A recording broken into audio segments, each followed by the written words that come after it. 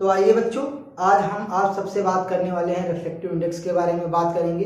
तो refractive index के बारे में बात करने से पहले हम आप सबसे थोड़ा जो प्रीवियस वाले क्लास में मैंने पढ़ाया था थोड़ा सा उसके बारे में हम बात करेंगे, फिर हम रिफ्रैक्टिव इंडेक्स के बारे में बात करेंगे। तो हमने पिछले वाले क्लास में मैंने आप सबको हमने आपको अपवर्तन के बारे में पढ़ाया था। अपवर्तन के बारे में पढ़ाया था। तो अपवर्तन क्या होता था? अपवर्तन जब एक माध्यम से दूसरे माध्यम में प्रवेश करता था तो अपने मार्ग से विचलित होकर थोड़ा मुड़ जाता था। तो इसी घटना को हम प्रकाश का अपवर्तन कहते थे। क्या कहते थे? प्रकाश का अपवर्तन कहते थे।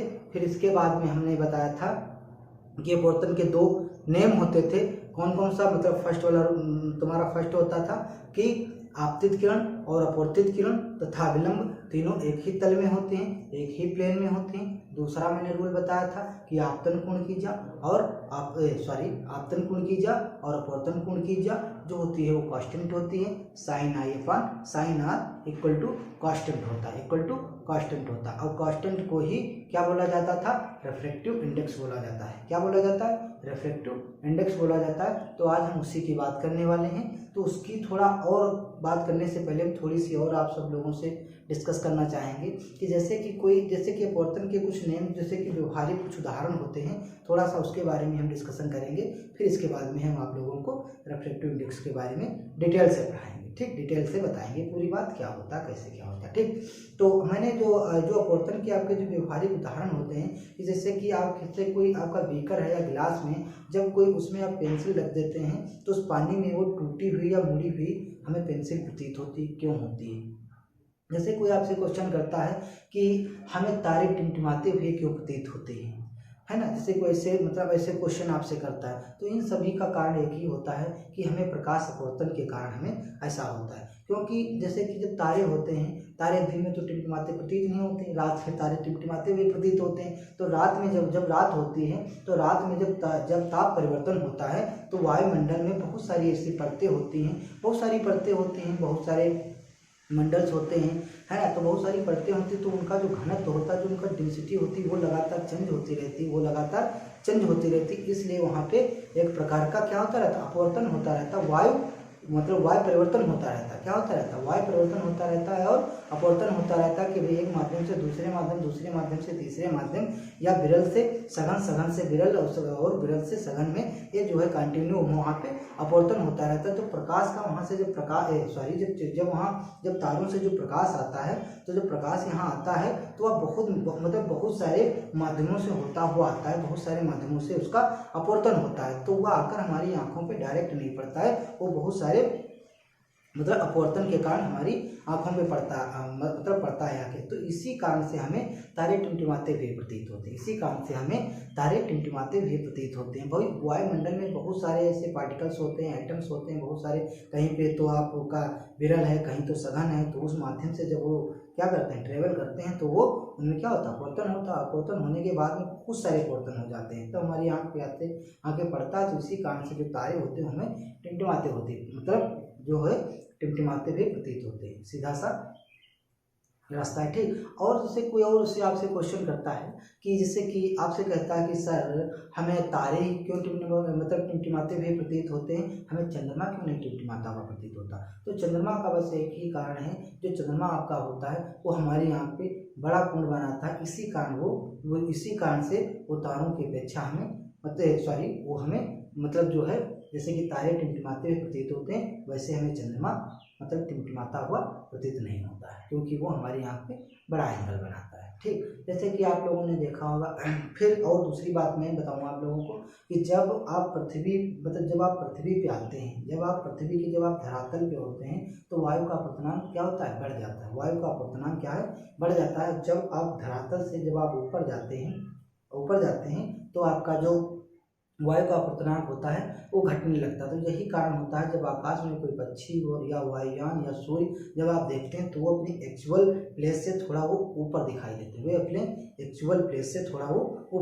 देते। यही कारण होता है कि वो हमें, जैसे कि वायुयान होता तो थोड़ा नीचे है, बट वो अपनी डिस्टेंस से थोड़ा हमें ऊपर दिखाई देता है। ठीक, यही कारण होता है। जैसे कि आपने सूर्य देखा होगा कि मॉर्निंग टाइम में और एक मतलब मॉर्निंग टाइम में हमें क्या होता है कि वो हमें थोड़ा जल्दी दिखाई देने लगता है। तो यही सब कारण होते हैं कि हमें प्रकाश अपवर्तन के कारण ये सब कारण होते हैं। जैसे कि आपको कोई बीकर है, बीकर में जैसे कोई पानी भर लीजिए, पानी में एक सिक्का डाल दीजिए, तो सिक्का जो होता है तो अपने एक्चुअल डिस्टेंस जो उसका प्लेस होता है एक्चुअल में होता है वो थोड़ा हमें ऊपर दिखाई देता है। तो यही सब कारण होते हैं प्रकाश अपवर्तन के कारण। और ये सारे जो है क्वेश्चन आपके आ सकते हैं। जैसे कॉम्पिटिटिव एग्जाम का भी ग्रुप डी के एग्जाम आने वाले हैं, है ना, तो इसमें जो आने वाले हैं तो इसमें जो है ये सारे क्वेश्चन पूछे जा सकते हैं। जैसे कि मतलब जैसे कि आपसे कोई क्वेश्चन आ गया कि तारे हमें टिमटिमाते हुए क्यों प्रतीत होते हैं, तो 4 ऑप्शन दिए होंगे। प्रकाश के परावर्तन के कारण, प्रकाश के अपवर्तन के कारण, प्रकाश के प्रकीर्णन के मतलब कारण, और इसमें से कोई नहीं, नन ऑफ दिस। तो क्या लगाएंगे, प्रकाश के अपवर्तन के कारण, प्रकाश के अपवर्तन के कारण, refraction of light, refraction of light. ऐसे क्वेश्चन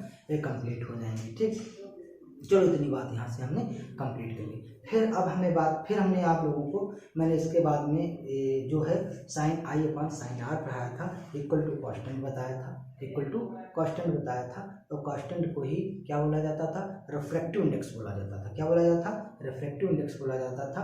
रिफ्रैक्टिव इंडेक्स का मतलब सीधा सा ये होता है जब किसी माध्यम में 2 चालें होती हैं, जब किसी माध्यम अलग अलग होंगे, जब 2 माध्यमों में 2 चालें अलग अलग होती हैं, जब उनकी कंपैरिजन की जाती है, तो उनमें एक रेशियो बनता है। जो रेशियो बनता है उसी को हम रिफ्रैक्टिव इंडेक्स बोलते हैं। जब 2 चालों में अंतर बताते हैं या किसी चीज़ में जब किसी चीज़ में हम अंतर बताएंगे तो एक हम रिफ्लेक्स मतलब क्या लेते हैं, रेफरेंस पॉइंट लेते हैं, उससे हम वहाँ से मेजर करते हैं। तो उसमें भी एक प्रकार के एक रेफरेंस पॉइंट लिए जाएंगे। ठीक, तो मतलब सीधा सा अपवर्तनांक के बारे में हम यही बताएंगे कि जो आपकी चालों का जो अनुपात होता है, उससे जो अनुपात होता है उसी को हम मतलब रिफ्रैक्टिव इंडेक्स बोलते हैं, अपवर्तनांक बोलते हैं। जैसे कि आपका लिखा हुआ साइन आई अपॉन साइन आर, तो यहाँ पे ये दिया है माध्यम 2 का माध्यम 1 के सापेक्ष अपवर्तनांक, माध्यम 2 का माध्यम 1 के सापेक्ष अपवर्तनांक, इसको बोलेंगे refractive index of medium second, refractive index of medium second with respect to first. तो sine I upon sine R, sine I क्या है वो आपका दूसरा मतलब मीडियम है, और साइन आर क्या है आपका दूसरा मीडियम है। तो इन 2 चालों का जो रेशियो होगा इसी को रिफ्रैक्टिव इंडेक्स बोलते हैं। ये याद रखिएगा, इससे हम बहुत सारे उसमें न्यूमेरिकल करेंगे। ठीक, इसके बाद में हमने आपको अपवर्तनांक का संबंध प्रकाश की चाल से बताया। तो प्रकाश की चाल आप सभी लोग जानते हैं, जो निर्वात में प्रकाश की चाल होती है 3 × 10 की पावर 8 मीटर पर सेकेंड होती है। निर्वात और वायु, एक निर्वात ऐसा होता है कि जहाँ पे वायु भी नहीं होती है, उस स्पेस को हम निर्वात बोलते हैं। उस स्पेस को हम क्या बोलते हैं, निर्वात बोलते हैं। जो निर्वात में प्रकाश की चाल होती है वो जो वायु में प्रकाश की चाल की क्या होती है, ज़्यादा होती है। जो निर्वात में होती है, निर्वात में जो प्रकाश की चाल होती है, तो वायु में प्रकाश की चाल कुछ थोड़ी सी कम होती है। ठीक, तो फिर इसके बाद में इसमें आप जो आप लोग जो है अपने क्लास में जो क्लास 10th में 2 प्रकार के आपके रिफ्रैक्टिव इंडेक्स दिए गए हैं। एक आपका है रिलेटिव रिफ्रैक्टिव इंडेक्स, दूसरा दिया है आपका एब्सोल्यूट रिफ्रैक्टिव इंडेक्स। तो एब्सोल्यूट जो रिफ्रैक्टिव इंडेक्स होता है, जैसे कि 2 मीडियम होते हैं, जैसे कि जैसे कि आपके पास की वायु है और निर्वात है, अगर दूसरे मीडियम के सापेक्ष आपको अपवर्तनांक निकालना है, तो दूसरे मीडियम के सापेक्ष जब दूसरे मीडियम का जब आप अपवर्तनांक निकालेंगे तो आप जो अपवर्तनांक निकालेंगे तो आप जो उसके सापेक्ष लेंगे तो निर्वात के साथ मतलब जो उसके सापेक्ष लेंगे, जो उसके रिस्पेक्ट में लेंगे, तो किसके रिस्पेक्ट में लेंगे, वैक्यूम स्पेस के रिस्पेक्ट में लेंगे जो निर्वात में होगी, है ना। Speed of light in vacuum space मतलब उसके सापेक्ष लेंगे। ठीक, तो speed of light in vacuum space में कितनी होती है, 3 × 8 × 10 की पावर 8 मीटर पर सेकेंड होती है। तो जब उसके सापेक्ष लेते हैं उसी को हम बोलते हैं एब्सोल्यूट रिफ्रैक्टिव इंडेक्स, निरपेक्ष अपवर्तनांक। क्या बोलते हैं, निरपेक्ष अपवर्तनांक। इसी को आप या चाहे आप निरपेक्ष अपवर्तनांक बोले या चाहे आप अपवर्तनांक बोले, इसको NM से प्रेजेंट करते हैं। किससे प्रेजेंट करते हैं इसको भैया, NM से प्रेजेंट करते हैं, NM से इसको हम प्रेजेंट करते हैं। ठीक, फिर इसके बाद में हम आप लोगों को ये बताना चाहेंगे कि अपवर्तनांक का प्रकाश की चाल के साथ में क्या संबंध होता है। होता है। थोड़ा सा और हम बताना चाहेंगे थोड़ी सी बात, जैसे कि जब कोई एक माध्यम से दूसरे माध्यम में जब ये सब माध्यमों की चेंजिंग होती है तो उसमें जो प्रकाश के जो कलर होते हैं, रंग होते हैं, वो भी आपके चेंज होते हैं। तो बैंगनी का जो अपवर्तनांक होता है वो सबसे ज़्यादा होता है और लाल रंग का जो आपका अपवर्तनांक होता है वो कम होता है। ये आपके जो कंपटीशन वाले एग्जाम आ रहे हैं उसमें बहुत आपकी प्रिपेयर करेंगे, ठीक, बहुत आपको मदद मिलेगी, ठीक, बहुत आपको उसमें मदद मिलेगी। छोटे छोटे पॉइंटों को आप यहाँ से कैप्टिवेट करते रहिए और यहाँ से छोटे छोटे पॉइंटों को जो आप कैप्टिवेट करते रहेंगे तो आपकी बहुत अच्छी सी प्रिपरेशन हो जाएगी, जैसे कि आपके एग्ज़ाम आने वाले हैं कॉम्पिटिटिव एग्ज़ाम, ठीक। तो यहाँ से छोटे छोटे पॉइंट आप कलेक्ट करते रहिए। चलो अच्छा, ठीक। अपवर्तनांक का प्रकाश की चाल के साथ में संबंध मैंने क्या बताया था, यहाँ पे जो आपका रिफ्रैक्टिव इंडेक्स मीडियम होगा तो speed of light in vacuum में कितनी होती है, उससे सी से मतलब प्रेजेंट करते हैं। ये क्या speed of light in medium में, इसको हम वी से प्रेजेंट करते हैं, तो यानी equal to C upon V होता है। सी क्या है, speed of light in vacuum, speed of light in vacuum space मतलब जो आपकी जो प्रकाश की चाल होगी किसमें, मतलब जो आपको निर्वात में प्रकाश की चाल होगी वो क्या होगी, सी होगी। और जो speed of light in medium में जो प्रकाश की चाल होगी उसको हमने वी माना, तो ये क्या होगा, n equal to C upon v होगा। तो जो आपकी n की वैल्यू होगी वो ऑलवेज ग्रेटर देन होगी 1 से, वो 1 से यानी कि 0.5 नहीं होगी, वो ऑलवेज ग्रेटर देन होगी 1 से। यहाँ पे अगर आप सी देखेंगे तो सी आपका क्या होगा, ऑलवेज ग्रेटर देन होगा वी से, ऑलवेज ग्रेटर देन होगा वी से। सी क्या है, एक मीडियम में स्पीड है और वो तुम्हारा वी जो है आपका मीडियम में कोई स्पीड है, और जो आपकी सी है वो आपकी कांस्टेंट स्पीड है, कांस्टेंट स्पीड ऑफ लाइट है, क्या होती है 3 इंटू 10 की पावर 8 मीटर पर सेकेंड होती है। आल्सो कॉल्ड फ्री स्पेस भी इसको बोल सकते हैं, आल्सो कॉल्ड फ्री स्पेस भी बोलते हैं, ठीक। तो यहाँ पे होगा ये वाला चीज, ठीक। फिर इसके बाद में हम एक माध्यम के सापेक्ष दूसरे माध्यम का बताएं। यहाँ पे लिखा है हमने refractive index of glass with respect to air, वायु के सापेक्ष मतलब कांच का अपवर्तनांक, मतलब वायु के सापेक्ष मतलब कांच का अपवर्तनांक क्या होता, मतलब यहाँ पे ऐसे इसको पढ़ेंगे, refractive index of glass with respect to air. तो जिसके हम रिस्पेक्ट में कोई चीज़ रखेंगे तो वो चीज़ हम ऊपर रखेंगे। हम ऐसी बेसिक चीज़ें जानते हैं, जिसका हम रिस्पेक्ट करते हैं उसको हम कुर्सी पे बैठाते हैं और हम नीचे बैठ जाते हैं, ठीक। ऐसे याद रखो यहाँ पर, ठीक। तो जिसके रिस्पेक्ट में होगा वो चीज़ ऊपर और हम नीचे रहेंगे, ठीक। इतनी चीज याद रखो। तो ANG मतलब है, यहाँ का मतलब refractive index of glass with respect to air, तो एयर है तो speed of light in vacuum MC हो जाएगा, speed of light in glass E0 C upon VG, इसको इक्वेशन नंबर 1 हम बना लेंगे। फिर देखो refractive index of water in respect to air, मतलब वायु के सापेक्ष जल का अपवर्तनांक। यहाँ पे देखो, यहाँ पे हमने speed of light in vacuum मतलब किसके रिस्पेक्ट में है, एयर के रिस्पेक्ट में, तो ऊपर रख लिया। Speed of light in water, तो फिर हमने C अपॉन VG, तो इसको हमने क्वेश्चन नंबर 1 बना लिया। फिर हमने क्वेश्चन नंबर 2 को समीकरण नंबर 1 से भाग करा दी। ये वाला जो इक्वेशन है इसको मैंने इससे भाग करा देंगे, इसको जब हम उससे भाग कराएंगे तो ये वाला पार्ट ऊपर चला जाएगा ANG और ये वाला पार्ट नीचे आ जाएगा। यहाँ पे जिस वाले पार्ट को जो हम भाग कराएंगे, यहाँ पे भाग कराएंगे तो C अपॉन क्या होगा भैया, VG हो जाएगा, VG ऊपर चले जाएगा, C कट जाएगा। यहाँ पे VG क्या हो जाएगा, स्पीड ऑफ इन ग्लास, क्या हो जाएगा, speed of light in glass हो जाएगा। अपान में क्या हो जाएगा, speed of light in water हो जाएगा। इसको क्या बोलेंगे, इसको बोलेंगे रिफ्रैक्टिव इंडेक्स ऑफ वाटर, क्या बोलेंगे, refractive index of water with respect to glass. यहाँ पे ध्यान रखिएगा इस चीज को, ठीक।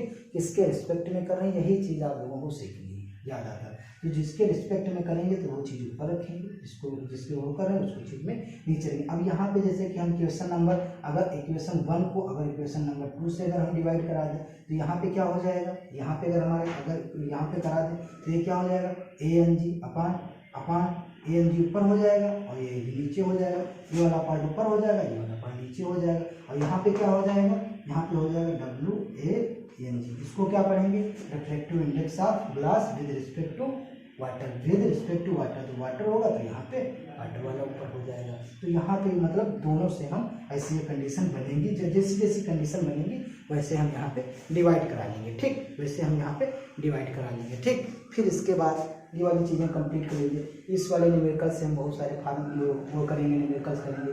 ये वाला भी फार्मूला याद रखिए, ये भी आप फार्मूला याद कर रखिए, ठीक। इससे भी हम बहुत सारे न्यूमेरिकल्स करेंगे अगले क्लास में। फिर मैंने आप सबसे बात करना चाहेंगे प्रकाश किरणों की उत्क्रमणीयता, reversibility of light rays. Reversibility of light rays, reversibility का मतलब होता है कि मतलब जिस माध्यम से आप आए हैं उसी माध्यम में फिर चले आए, उसी को बोलते हैं रिवर्सिबिलिटी। जैसे कि जब वो प्रकाश की रेज होती है, जब एक माध्यम से होकर विभिन्न माध्यमों से होती हुई पुनः अपने प्रारंभिक माध्यम में लौट आती है, पुनः अपने पहले वाले माध्यम में लौट आती है, तो इसी घटना को रिवर्सिबिलिटी ऑफ लाइट बोलते हैं। इसी घटना को हम रिवर्सिबिलिटी ऑफ लाइट बोलते हैं। जैसे कि आपने एयर से कांच में, कांच से वाटर में, वाटर से फिर हम एयर में आ गए, तो ये पूरी जर्नी को क्या बोलेंगे? रिवर्सिबिलिटी। मतलब जिस स्पेस से, जिस मीडियम से चला था उसी मीडियम में फिर वो पहुंच गया, तो इसको बोलते हैं रिवर्सिबिलिटी ऑफ लाइट। जब प्रकाश एक माध्यम से चलकर विभिन्न माध्यमों से होता हुआ पुनः अपने प्रारंभिक माध्यम में लौट आता है, इस घटना को प्रकाश की क्या कहते हैं? प्रकाश से क्या बोलते हैं? रिवर्सिबिलिटी ऑफ लाइट बोलते हैं, रिवर्सिबिलिटी ऑफ लाइट बोलते हैं। जैसे कि हमने यहाँ पे बना रखा है कि जैसे कि आरएस से हमने यहाँ पे ओएम हमने यहाँ पे आपतित किरण, यहाँ पे ओएम हमने इंसिडेंट कर दी। इंसिडेंट करने के बाद में ये यहाँ पे जो आपकी बीएम है, ये आपका ये आपके अपवर्तित किरण है, और इसके बीच में जो एंगल बनना है ये आपका अपवर्तन कोण बनना है। यहाँ पे एंगल क्या बनना है? आपतन कोण बनना है, एंगल ऑफ इंसिडेंट बनना है। तो आप यहाँ पे देखेंगे ये वाला एयर में, ये मतलब ये वाला जो आपका मीडियम वो एयर है, और ये वाला क्या है? ये वाला मीडियम आपका ग्लास है, तो उसको बोलेंगे आप विरल माध्यम, इसको बोलेंगे आप सघन माध्यम। जब विरल माध्यम से जब आप सघन माध्यम में प्रवेश करते हैं तो आपतित किरण का जो अपवर्तित किरण होती है वो विलंब की ओर झुक जाती है, तो उसमें जो यहाँ पे एंगल बनता है वहाँ पे आपतन कोण बनता है, यहाँ पे अपवर्तन कोण बनता है। तो यहाँ पे ये लिखेंगे, यहाँ पे ये हम लिखेंगे, यहाँ पे ये लिखेंगे reflective index of glass, reflective index of glass with respect to year, मतलब इसके सापेक्ष, किसके सापेक्ष? वायु के सापेक्ष किसका पूछ रहे हैं? ग्लास का पूछ रहे हैं। यहाँ पे पूछेंगे रिफ्लेक्टिव इंडेक्स ऑफ, मतलब कहेंगे reflective index of glass with respect to air, तो क्या हो जाएगा? साइन आई अपॉन साइन आर। इसको हमने इक्वेशन नंबर 1 बना लिया। क्या बनाएंगे बाबूजी? इसको मैंने इक्वेशन नंबर 1 बना लिया। फिर इसके बाद में हमने क्या किया? ये यहाँ से लेकर आए, यहाँ आ गए, फिर यहाँ से हम बीएम से हम कहेंगे कि हम विपरीत जा रहे हैं, हम जहाँ से आए थे हम वहाँ चले जाएंगे। हमने तो उसमें एक ही मीडियम बनाई, एक ये मीडियम, फिर और अगर चाहें तो बहुत सारे मीडियम बना सकते हैं, ठीक है, बहुत सारे आप मीडियम बना सकते हैं, बट जिस मीडियम से जाएं उसी मीडियम फिर आ जाए, ठीक, यही है रिवर्सिबिलिटी। तो यहाँ से हम फिर जब हम इसने कहा कि हम फिर वहाँ जाएँ, मतलब जाना चाहेंगे, तो ये जो बीएम है ये फिर मतलब अपवर्तित किरण है, ये फिर यहाँ से क्या हुई? आपतित हुई। तो ये वाली जो बीएम हो जाएगी, यहाँ पे क्या बन जाएगा? आपतन कोण बन जाएगा। क्या बन जाएगा? आपतन कोण। और ये वाली क्या हो जाएगी? आपकी अपवर्तित हो जाएगी। यहाँ ये क्या हो जाएगा? अपवर्तित हो जाएगी। तो इसको क्या बोलेंगे? ये वाली एंगल जो बनेगा यहाँ पे क्या हो जाएगा? आपतन कोण हो जाएगा। क्या हो जाएगा? आपतन कोण हो जाएगा। और यहाँ पे अपवर्तन कोण हो जाएगा, यहाँ पे आपतन कोण हो जाएगा। तो यहाँ पे हम पहले तो ये वाला हमने बना लिया, फिर यहाँ लिखेंगे GNA, मतलब reflective index of air with respect to glass, इसके रिस्पेक्ट में। तो इसके रिस्पेक्ट में करेंगे तो क्या हो जाएगा? Sine r upon sine i. Sine r मतलब ऊपर चला जाएगा, यहाँ पे एंगल क्या बन रहा है? बन तो यही रहा, यहाँ हो जाएगा। और इसके मतलब उसके बताया रिस्पेक्ट में, तो क्या आ जाएगा? साइन आई। फिर इसको क्या करेंगे? समीकरण नंबर 1 और समीकरण नंबर 2 से गुणा कराएंगे, तो ये क्या हो जाएंगे? कट जाएंगे। तो यहाँ कितना आ जाए? इक्वल आ जाए। आप जितने भी माध्यमों का कराएंगे मीडियम, जितने भी मीडियम होंगे सबकी अगर मल्टीप्लाई आप कराएंगे तो इक्वल टू क्या आ जाएगा? इक्वल टू 1 ही आ जाएगा।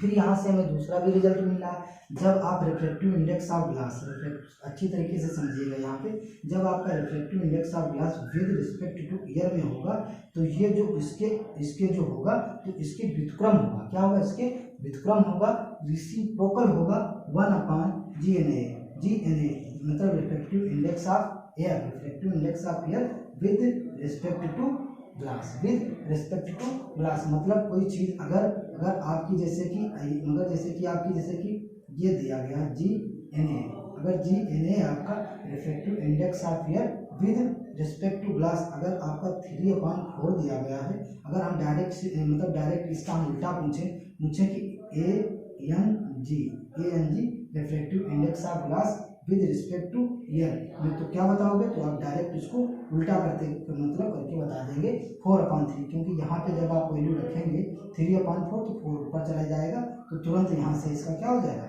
इसका व्युत्क्रम हो जाएगा, इसका रिसिप्रोकल हो जाएगा, इसका भी नहीं रिसिप्रोकल होगा, क्या होगा, रिसिप्रोकल होगा, उसका व्युत्क्रम हो जाएगा, क्या होगा, उसका व्युत्क्रम हो जाएगा। ठीक, तो यहाँ से चीजें आप लोग थोड़ा इसको मीडियम चाहे आप जितने भी रखें, वो जितना भी आप जब जो करेंगे तो वो सब 1 आ जाएगा। ठीक, मतलब 1 आ जाएगा। ठीक, तो यहाँ पे बात आप अच्छी तरीके से समझ लेंगे। ठीक, तो ये वाला फार्मूला आप लोग का मतलब याद रखिए, एक ये वाला आप लोग फार्मूला याद रखिएगा बाबूजी। ठीक, ये वाला आप लोग फार्मूला याद रखिए, और इसके बाद में आप ये वाला फार्मूला याद रखिए। ठीक, इसके बाद में ये वाला फार्मूला, तो ये वाले सब आप जब फार्मूले याद रखेंगे तो हम अगले वाले जो क्लास में आपसे करने वाले हैं वो हम इन्हीं के जो न्यूमेरिकल्स होते हैं उनके बेस पे हम एक आपको अगली वाली क्लास में पढ़ाएंगे। ठीक, खूब अच्छे से इसके न्यूमेरिकल हैं, खूब अच्छे से न्यूमेरिकल्स इसमें कराएंगे। ठीक, तो आप लोग इसको अच्छी तरीके से अपना प्रिपेयर कर लीजिए। ठीक, अगले वाले क्लास में हम आप सबसे